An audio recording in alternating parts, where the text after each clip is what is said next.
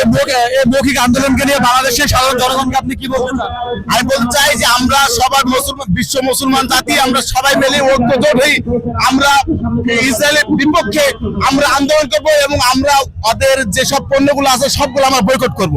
এটা আমাদের বিশ্বাস। এইভাবে আমরা সবাই ঐক্যজোট ভাবে আমরা রাস্তায় নেমেছি এবং নামবো এইভাবেই যতদিন না পর্যন্ত ইসরায়েলের এই নির্যাতন বন্ধ না হবে ততদিন পর্যন্ত আমরা রাস্তায় থাকবো ইনশাল্লাহ।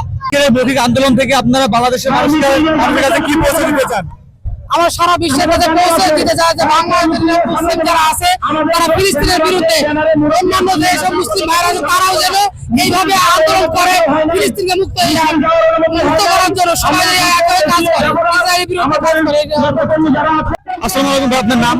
আমার নাম মোহাম্মদ মুজিবুর রহমান।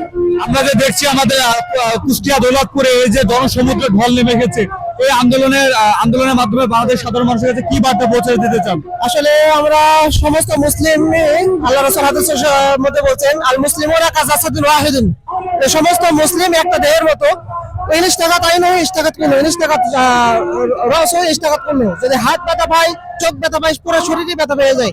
তো আমরা সারা বিশ্বের মুসলমান যেহেতু একটা শরীর, তো আমার ফিলিস্তিনের গাজার মুসলমান ভাইদের উপর যে হামলা হয়েছে, আক্রমণ হয়েছে, আমরা যদিও আমাদের এই প্রতিবাদের দ্বারা তাদের উপকার হয়তো তেমন হবে না বা ইসরায়েলের বিরুদ্ধে তেমন আমরা করতে পারবো না, তারপরে আমরা জানান দিতে চাই যে আমরা মুসলমান, আমাদের রক্ত এখনো দেহে আছে, আমাদের রক্ত এখনো গরম আছে, এই রক্তওয়ালা মুসলমান এখনো সারা পৃথিবীতে আছে ইনশাল্লাহ। এবং এইভাবে যদি সারা বিশ্বের মুসলমান জেগে ওঠে ইনশাল্লাহ, এই সারা বিশ্বে মুসলিম ইনশাল্লাহ কর্তৃত্ব লাভ করবে, সারা বিশ্বে ইনশাল্লাহ ইসলাম প্রতিষ্ঠিত হবে ইনশাল্লাহ। আমরা এই সাধারণ মুসলমানদের পক্ষ থেকে এই বার্তা দিতে চাই ইনশাল্লাহ।